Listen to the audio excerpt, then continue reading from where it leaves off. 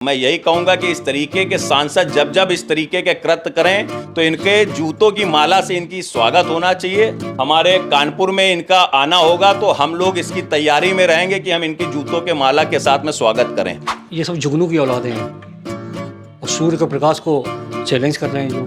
इतिहास को पहले तो पढ़िए, क्योंकि आरक्षण से आपका जीवन चला है, आरक्षण से आपने पढ़ाई की है, आरक्षण से जो आपने पढ़ाई की है वैसा ही आप बयान दे रहे हैं। मैं समझता हूँ कि करणी सेना का ये रोष है उन्होंने व्यक्त किया है और ये जहाँ तक कि उनके द्वारा सही किया गया है, इस पर भी संज्ञान तुरंत उनको लेके इस पर कार्रवाई अभी कर दे तो ज़्यादा सही है। आज क्षत्रिय समाज के प्रेरणा स्रोत को दे रहे हैं, कल आप ब्राह्मण समाज के प्रेरणा स्रोत को देंगे, कल तो इससे अहित सनातन धर्म का हो रहा है। अधिवक्ता होने के नाते कई जगहों पे इनके खिलाफ कानूनी कार्यवाही की भी तैयारी की गई और हम अपने में आपस में सभी भाई बंधु बातचीत करके अगर कुछ ऐसा हो सकता होगा तो हम कानपुर से भी इनके खिलाफ कुछ कानूनी कार्रवाई करने का प्रयास करेंगे। ये आग पूरी तरीके से पूरे भारत में फैलती जा रही है और इसका क्षत्रिय समाज पूरे भारत में घनघोर विरोध करेगा। अभी तो मान लीजिए आज अभी उनके आवास पर ये चालू हुआ है कार्यक्रम। स्वागत है आपका द न्यूज़ गैलेक्सी में। मैं हूं आपका दोस्त संजय।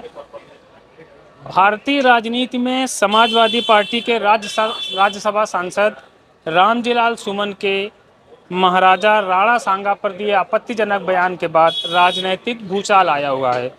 शुरू में ये लगा था कि एक राजनीतिक बयान है जो कुछ विरोध प्रदर्शनों तक ही सिमट जाएगा, लेकिन आज समाजवादी पार्टी के सांसद के आगरा वाले घर पर करणी सेना के सैकड़ों कार्यकर्ताओं ने एक साथ धावा बोला।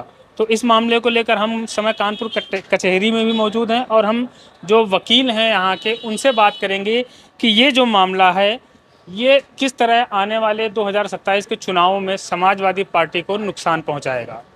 तो हमारे साथ कई सारे वकील हैं कानपुर कचहरी के। भाई साहब क्या नाम है?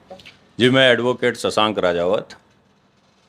शशांक जी, बयान आपने सुन लिया होगा जो समाजवादी पार्टी के सांसद का है। जी उस पर सबसे पहली टिप्पणी आपकी क्या रहेगी?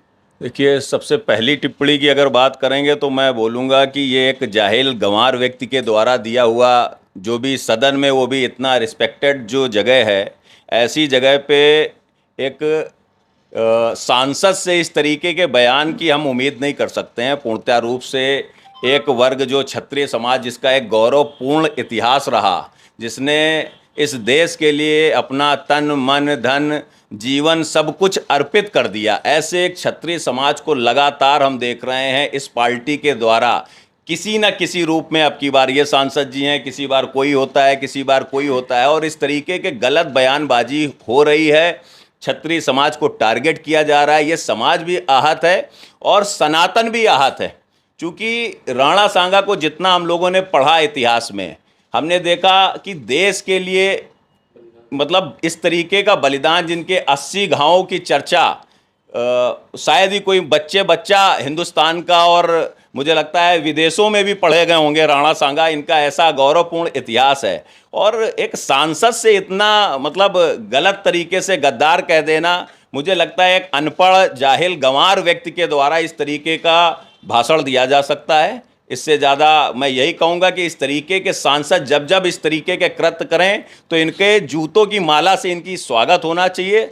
और अगर कभी कानपुर में हमारे कानपुर में इनका आना होगा तो हम लोग इसकी तैयारी में रहेंगे कि हम इनकी जूतों के माला के साथ में स्वागत करें।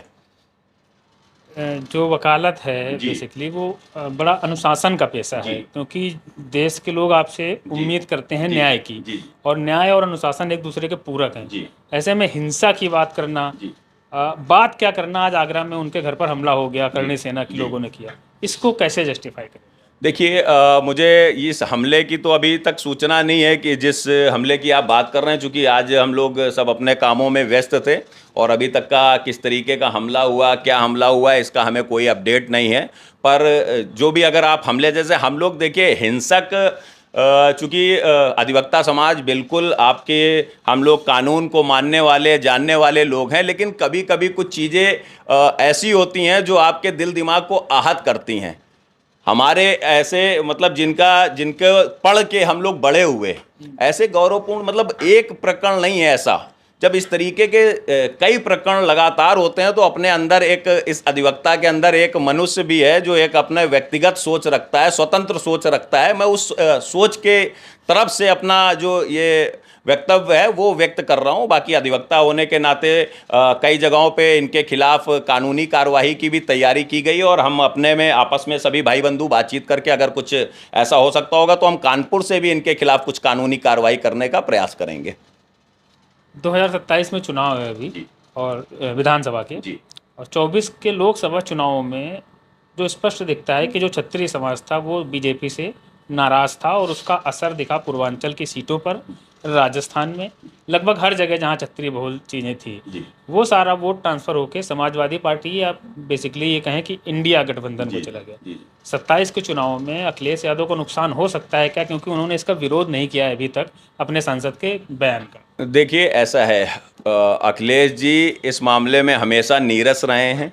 जब जब इनकी पार्टी की तरफ से किसी भी महापुरुष को लेके, मतलब वो राणा सांगा, आपकी बार राणा सांगा हैं, किसी बार कोई और टारगेट होता है, किसी बार कोई और टारगेट होता है, जब भी ऐसे बयान आते हैं तो इनकी निष्क्रियता जो है वो कहीं ना कहीं हर भारतीय को क्षुब्ध करता है और इसी का मतलब कारण है जो ये सरकार बना पाने में असमर्थ हैं और आगे भी इनको इसका रिजल्ट देखने को मिलेगा।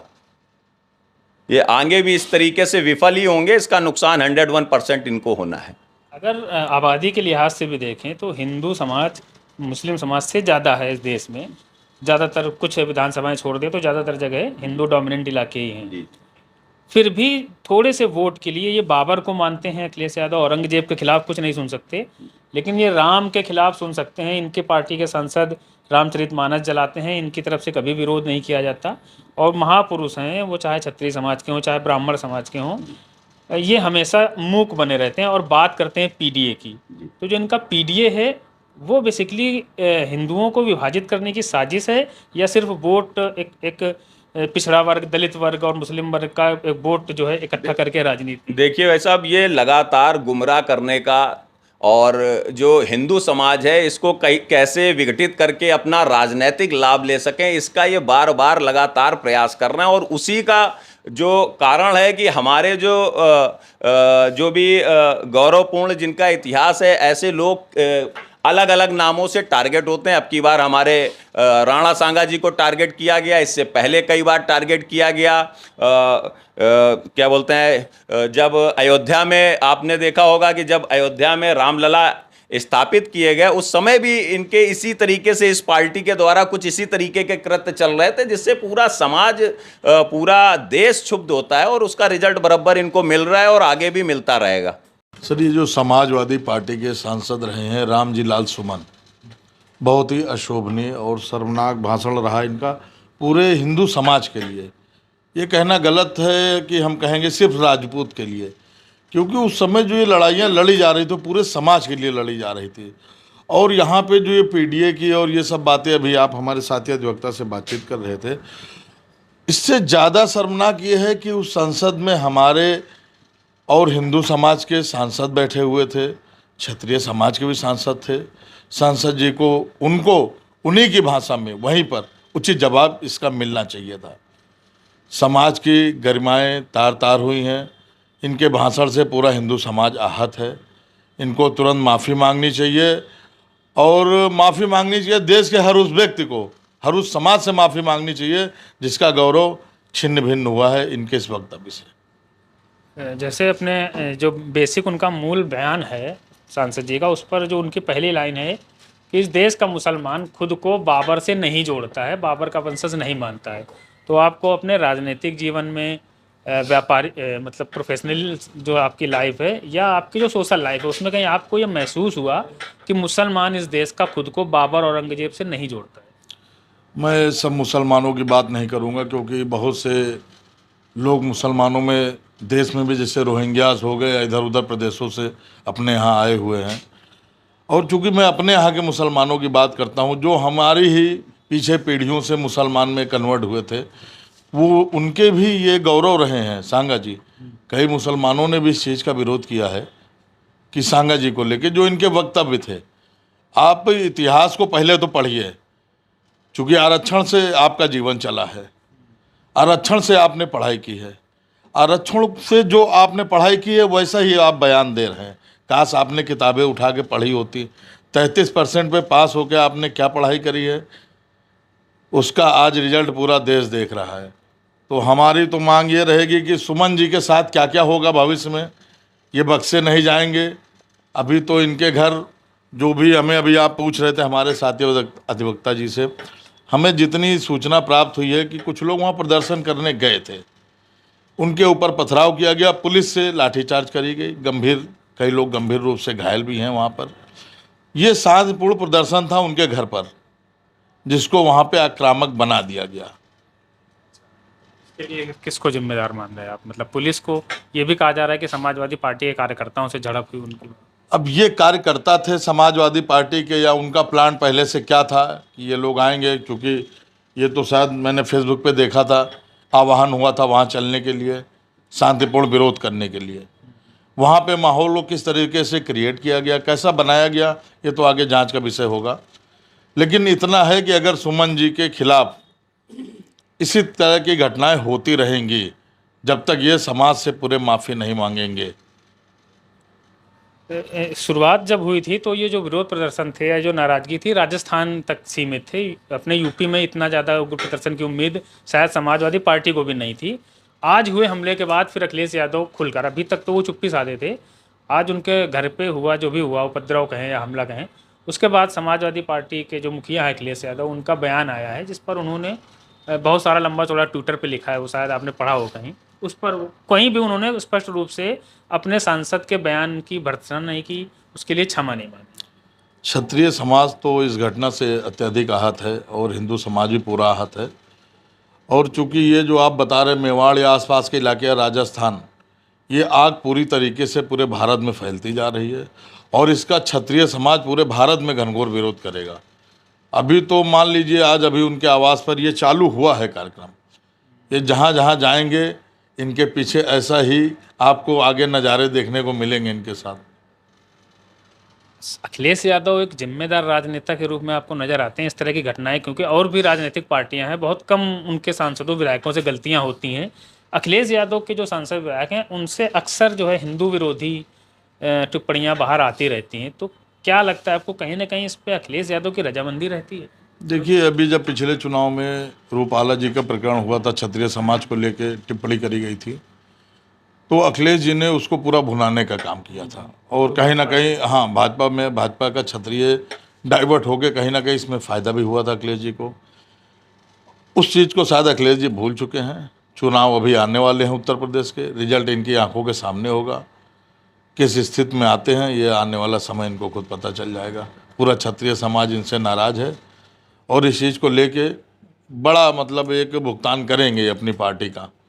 अभी भी उनको अवसर है कि वो अपना क्षत्रिय समाज से वो स्वयं माफ़ी मांगे और सुमन को तो उनको निष्कासित कर देना चाहिए अपनी पार्टी से। यही मेरा सवाल था कि जो समाजवादी पार्टी में जो लोग हैं, बेसिकली हिंदू तो हैं लेकिन वो कई भागों में विभाजित हैं, लेकिन जो क्षत्रिय समाज के लोग हैं किसी ने भी अभी तक इस्तीफा नहीं दिया है इसका। नहीं, आहत तो हम लोग भी इस विषय से हैं कि अब चूँकि सांसद हैं, थोड़ा उम्र होती है उनकी भी वहाँ पे। हमारे युवा साथी होते अगर सांसद में तो मैं समझता हूँ उनको वहीं जवाब मिल जाता सुमन जी को, क्योंकि हम लोग केस से नहीं डरते हैं। ठीक है, एक आखिरी सवाल है मेरा। जब मुलायम सिंह यादव थे अपने राजनीतिक पीक पर तो क्षत्रिय नेताओं से उनके बड़े अच्छे संबंध थे। अमर सिंह थे तो उनके बहुत करीबी, राजा भैया से बड़े घनिष्ठ संबंध रहे हैं, धनंजय सिंह भी उनके करीबी रहे। मतलब हम बाहुबलियों का नाम इसलिए ले रहे हैं क्योंकि वो प्रतिनिधित्व करते हैं कहीं ना कहीं समाज का। अखिलेश यादव इस चीज़ को संभाल के नहीं रख पा रहे हैं। उनका जो बेसिक वोट बैंक बचा है वो यादव समाज और मुस्लिम समाज। देखिए, मैं दो चीज़ों पे आपका बात को फोकस करता हूँ। नंबर एक तो ये आपने नेताजी का नाम लिया, मुलायम सिंह यादव जी का। वो बहुत ही सधे राजनीतिक व्यक्ति थे और उन्होंने जो अपने समय पे काम किया वो सबको लेके चलते थे। चूँकि वो सत्ता हासिल कर पाए इसके लिए उन्होंने एक बड़ा अयोध्या कांड करवाया था, जिसमें उन्होंने अपने चेहरे को प्रकाशित कर दिया था। काफ़ी समय वो सत्ता से दूर रहे। आने वाले समय में फिर उन्होंने चेहरा बदला, अखिलेश जी को लाए। अखिलेश जी जब आए तो लोगों को लगा कि ये काफ़ी, चूँकि बाहर से बताया गया पढ़ के आ रहे हैं और अच्छा विचार है इनका, तो ये एक अच्छा समाज का निर्माण करेंगे, विकास करेंगे। विकास उन्होंने कुछ किया भी, ऐसा नहीं, विकास किया, अखिलेश जी ने अपने समय पे विकास भी किया, लेकिन ये तुष्टीकरण की राजनीति होती है, ये नहीं होनी चाहिए। आप सारे समाज को लेकर साथ में चलिए। अगर आप नहीं चलते समाज को साथ में लेके तो आप 5 साल रह सकते हैं, उसके बाद फिर क्या होगा वो आप लोग देख ही रहे हैं। अखिलेश जी की सत्ता इसीलिए चली गई, और जिस तरह इनका कार्यक्रम चल रहा है, इनके सांसद बयान देते हैं, इनका तुष्टीकरण की राजनीति चल रही। अब पता नहीं इनके कौन से सलाहकार हैं भाई, मैं इनके सबके सलाहकार होते हैं, अखिलेश जी के भी सलाहकार होंगे, कुछ अच्छे सलाहकार रखने चाहिए उनको अपने पास, क्योंकि कहावत कही गई है निंदक नियरे राखिए, तो निंदा करने वाला व्यक्ति आपके समीप होना चाहिए। इनको वो लोग पसंद है जो इनकी तारीफ़ करें, इनके हर गलत काम को अच्छा करें, तो वही रिजल्ट पूरे आज समाज में सबके सामने है। और इस तरह से अगर रवैया नहीं बदला गया तो अभी तो जो प्रकरण चल रहा है उसको लेके मैं सिर्फ कह रहा हूँ, रवैया नहीं बदला गया तो क्षत्रिय समाज, इनको हमें नहीं लगता कि ये 2% वोट भी क्षत्रिय समाज का पा पाएंगे। और चूँकि ऐसे बयानों में हिंदू समाज भी पूरा आहवत हो रहा है तो कहीं है ही नहीं फिर चुनाव में ये। और इस तरह आप योगी जी की तीसरी बार से फिर से सत्ता निर्धारित कर रहे हैं। जी, अभय पांडे एडवोकेट जी। पांडे जी, ये जो राणा सांगा को लेकर चल रहा है सारा मामला, इस पर आपकी ब्राह्मण होने के नाते क्या राय है? देखिए, इसमें ब्राह्मण क्षत्रिय का हमारे हिसाब से तो नहीं आना चाहिए, क्योंकि वो हम सबके प्रेरणा स्रोत हैं। क्योंकि हमारा आपका जो धर्म है, सनातन हिंदू वैदिक धर्म जो है, उसमें हम आप सभी हैं, तो ये नहीं करना चाहिए कि कोई क्षत्रिय क्या कोई ब्राह्मण, वो हमारे भी प्रेरणा स्रोत हैं। क्योंकि भाई जिस कुल में वो जन्मे, उस कुल का अगर जिन सांसद जी ने बयान दिया उस कुल के बारे में अगर कुछ जाने, वो पढ़ें, तो थोड़ा सा बहुत अच्छा लगता। ऐसे उनके बयान ना आते हमारे आपके सामने। उस कुल की आप पुरुषों की क्या बात करेंगे, उनकी माताएं बहनें जो सती हो गई हैं जौहर कुंड में, तो हमारे हिसाब से तो नहीं, सही नहीं है, गलत। राणा सांगा के बारे में तो सब नहीं पढ़ा है, खास अगर यूपी में है, यूपी बोर्ड की जो किताबें चलती थी पहले, अब सीबीएसई का तो नहीं पता, बट यूपी बोर्ड में एक बहुत अच्छा खासा अध्याय होता था राणा सांगा पे, महाराणा प्रताप पे। सांसद जी का भी जो उम्र है उसके हिसाब से उन्होंने भी पढ़ा होगा, तो ये कैसे कह सकते हैं कि उन्होंने बिना पढ़े अपना बयान दे दिया? अब इस तरीके के कुतर्क सामने आ रहे हैं, तो अब भाई हो सकता है कि जैसा कि बड़े भाई अधिवक्ता बड़े भाई हमारे राजू ठाकुर जी ने अभी कहा कि आरक्षण तो कहाँ से कहा जा सकता है भाई। आरक्षण की वजह से 33 नंबर के उसमें पास हो गए आप, और उसके बाद भाग्य रहा तो कहीं ना कहीं पार्टी में अच्छा रोल मिल गया, तो कुछ भी कुतर्क आप दे रहे हैं। आज क्षत्रिय समाज के प्रेरणा स्रोत को दे रहे हैं, कल आप ब्राह्मण समाज के प्रेरणा स्रोत को देंगे, कल तो इससे अहित सनातन धर्म का हो रहा है, इससे किसी समाज का नहीं हो रहा है भाई। कल अगर आपके साथ हो रहा है तो आज हमारे साथ होगा, परसों किसी और के साथ होगा। तो इसको संज्ञान में लेकर के सरकार को बड़ी कार्रवाई करनी चाहिए, क्योंकि ये चीज़ें संसद भवन के अंदर हुई हैं, तो इसमें ध्यान देना चाहिए सबको। आज हमला हुआ उनके घर पे करणी सेना ने किया, जिसको क्या जस्टिफाई कर पाएंगे आप? बिल्कुल, करणी सेना के अंदर रोष है भाई। अब हमारे पिताजी को अगर कोई कहेगा, या आपके पिताजी को कोई कहेगा, या ऐसा कोई भी कुतर्क करेगा, तो क्या आप चुप रहेंगे या हम चुप रहेंगे? भाई, करणी सेना है, क्षत्रिय महासभा है, बिल्कुल रोष प्रकट करेगी, और रोष प्रकट करना भारतीय संविधान में कहीं गलत थोड़ी ना। लेकिन अभिव्यक्ति की आज़ादी है इस देश में सबको, तो क्या कुछ भी बोलेंगे? ऐसा तो नहीं है ना। तो उसके लिए आप वकील हैं, तो आप तो एज ए एडवोकेट तो आपकी प्राथमिकता होनी चाहिए ना कि भाई उस पर शिकायत दर्ज कराएं, कानून अपना काम करेगा। घर जाना, हिंसा करना, तोड़फोड़ करना, ये कैसे उचित है? नहीं, किसी के घर जाके कोई वहाँ हिंसा थोड़ी कर रहा है, वहाँ तो शांतिपूर्ण प्रदर्शन किया जा रहा था। कुर्सियां तोड़नी सब भाई। अब ऊपर से कोई कुर्सी फेंक दे अपने घर से तो वो तो टूटेगी। मान लो अगर छत से हम आपके ऊपर कुर्सी फेंक दें तो आपका सर भी टूटेगा, कुर्सी भी टूटेगी कहीं ना कहीं। आपको लग रहा है सांसद जी के लोगों ने तोड़फोड़ की? अब बिल्कुल करी है भाई। छत के ऊपर इतने सारे छत से पथराव हुए हैं, तो छत के ऊपर पत्थर कहाँ से आ गए? काबिल वकील बन गया। ठीक बात है। मेरा नाम भानु प्रताप सिंह चौहान है। मैं लायर से प्रकाशन पद का चुनाव भी लड़ रहा हूँ। सांसद जी द्वारा जो भी बयान दिया गया है, मैं उसकी घोर निंदा करता हूँ। राणा सांगा का नाम महाराणा संग्राम सिंह भी था, और इतिहास अगर आप पलटेंगे बचपन में किताबें पढ़ी होंगी आपने, भारत की महान विभूतियाँ। उसमें हमारे इतिहासकार कई कई इतिहासकार थे जिन्होंने अपने देश को बचाने के लिए अपना सर्वस्व न्यौछावर किया, अपनी आन मान शान सब सम्मान रख दिया अपने देश को बचाने। और ऐसे व्यक्ति पर आप टिप्पणी कर रहे हैं तो मैं इसकी घोर निंदा करता हूँ। बहुत ही शर्मनाक बयान दिया गया है आपके द्वारा और मैं चाहता हूँ पार्टी इनको तत्काल निष्कासित करे। लगता है आपको कि अखिलेश यादव इतनी हिम्मत कर पाएंगे? मुझे लगता है करना चाहिए। आप किसी के लिए टिप्पणी कर रहे हैं इतिहासकार के लिए, तो मुझे लगता है आपको करना चाहिए। मेरा नाम अभिषेक निगम है, एडवोकेट हूँ मैं कानपुर नगर में। मौजूदा जो विवाद चल रहा है राणा सांगा पर जो आपत्तिजनक टिप्पणी है समाजवादी पार्टी के सांसद की, उस पर आपकी क्या राय है? उस पर यही राय है कि ऐसे बयान संसद में नहीं देने चाहिए, ना ही इनको संसद के कार्रवाई से ये सब हटा देने चाहिए थे ऐसे बयान। और अगर प्रकाश में आया भी है तो इनके जो मुखिया हैं अखिलेश यादव जी, उनको इस पर तुरंत संज्ञान लेना चाहिए, उनको पार्टी से निष्कासित कर देना चाहिए। और इन सब टीका टिप्पणियों से समाज आहत है और उसमें रोष व्याप्त है। और आप जैसे कह रहे थे कि करणी सेना द्वारा राष्ट्रीय अध्यक्ष जी के यहाँ आवास पर घेराव किया गया, तो मैं समझता हूँ कि करणी सेना का ये रोष है उन्होंने व्यक्त किया है और ये जहाँ तक कि उनके द्वारा सही किया गया है। इस पर भी संज्ञान तुरंत उनको लेके इस पर कार्रवाई अभी कर दे तो ज़्यादा सही है, क्योंकि आगे भविष्य में देश अगर और क्रोधित हुआ तो इसके परिणाम आने वाले चुनाव में इनको देखने को मिलेंगे। उनको तो चाहिए ही नहीं ना वोट हिंदुओं का। नहीं चाहिए तो ऐसी विपक्ष में बैठे रहेंगे और इनको आने वाले समय में इनके पास कुछ नहीं होगा राजनीति में, इनकी राजनीति खत्म हो जाएगी। उन्होंने तो कहा है ना कि इतिहास जो गुजर गया उसको लेके आगे नहीं बढ़ सकते ना, अखिलेश यादव ने कहा है। नहीं बढ़ सकते तो आप अपने सांसदों से कम इतना तो कह सकते हैं कि ऐसे महान विभूतियों के विरुद्ध किसी भी टीका टिप्पणी करने से बचा जाए, क्योंकि आप भी तो उसी देश के निवासी हैं, आपके भी तो पूर्वज उन्हीं के सब साथ में लगे रहे होंगे। और आप उन सब महान विभूतियों की उनकी जो आलोचनाएं हो रही हैं, तो क्या आपकी क्या अनुमति थी क्या उसमें सांसद जी के बयान में? तो अगर आप चुप्पी साधे हैं तो इसका मतलब यह है कि आपकी भी अनुमति लगी हुई है इसमें।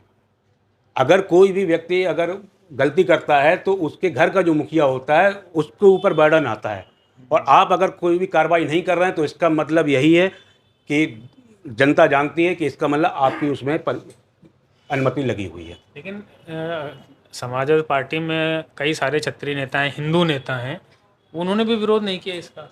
वो इसलिए नहीं विरोध कर रहे हैं क्योंकि वो पार्टी की लाइन से जुड़े हुए हैं। उनको ये है कि पार्टी में अगर विरोध करेंगे तो आने वाला हमारा भविष्य खतरे में है और हम पे कोई कार्रवाई हो सकती है, तो वो केवल अपने निजी कारणों की वजह से वो इसका विरोध नहीं कर पा रहे हैं। लेकिन जो राजनेता होता है बेसिकली, अपने यहाँ यूपी बिहार में तो कास्ट पॉलिटिक्स होती है ना, तो जो राजनेता होता है उसको अपनी जाति का तो वोट चाहिए ही चाहिए होता है ना, उसके बिना तो आगे बढ़ ही नहीं पाता। तो जो क्षत्रिय समाज के लोग हैं समाजवादी पार्टी में, वो किस मुंह से अपने समाज के बीच वोट मांगने जाएंगे? देखिए वो क्या है, वो केवल ऊपरी नेता हैं। वो नीचे जो जमीन पे जो है, जो जनता के बीच में जाने वाले नेता हैं, वो ऐसे लोग नहीं हैं। तो जब चुनाव आएगा तब वो जनता इनको जवाब देगी, जब ये वोट मांगने जाएंगे उनके, तब वो इनको जवाब देगी। तो हम तो यही कहना चाहेंगे कि इसमें राष्ट्रीय अध्यक्ष अखिलेश यादव जी स्वयं इसमें संज्ञान ले, कार्रवाई हो, उनको निष्कासित किया जाए और अपने जितने भी सभी सांसद हैं उन सबको हिदायत दी जाए कि आगे से भविष्य में इस प्रकार की किसी भी तरीके की घटना ना हो, और हो तो तुरंत तत्काल उस पर कार्रवाई हो।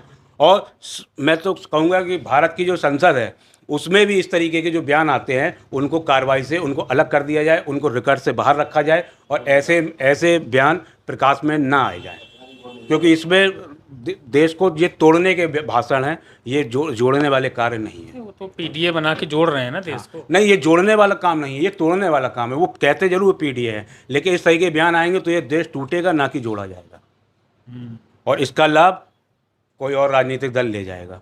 राणा सांगा को लेकर समाजवादी पार्टी के सांसद हैं, उन्होंने एक बयान दिया, उसको आपत्तिजनक कहा जा रहा है। क्यों आपत्तिजनक लग रहा है? मुझे क्या, सर्व समाज को लग रहा है आपत्तिजनक बयान दिया है उन्होंने। और मैं तो चाहता हूँ कि ना, इनका बताना चाहूँगा कि इनका मानसिक संतुलन खराब हो गया है। अब इनको आराम की आवश्यकता है, अब इनको आराम दिया जाए। जो व्यक्ति, ये सब जुगनू की औलादें हैं और सूर्य के प्रकाश को चैलेंज कर रहे हैं ये लोग। तो अब आप इसमें क्या कहना, क्या बोलना है, ये किसी योग्य नहीं है, उस पद के योग्य नहीं है ये।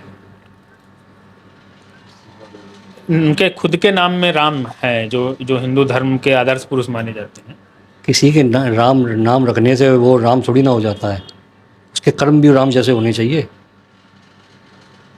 जब उनके पार्टी के नेता उनका सहयोग कर रहे हैं तो जैसे पार्टी का नेता है वैसा वो है, जैसे पार्टी का मुखिया है वैसे ही है ना उनके सांसद हैं। अखिलेश यादव ने बड़ा लंबा चौड़ा बयान दिया है कि इतिहास को लेके नहीं चला जा सकता। अब जो भी बयान दिया हो, मैंने वो बयान सुना नहीं है, लेकिन है ना मैंने बोला ना कि जैसे पिता थे वैसा बेटा है, और जैसा बेटा है वैसी पार्टी के है ना सांसद हैं।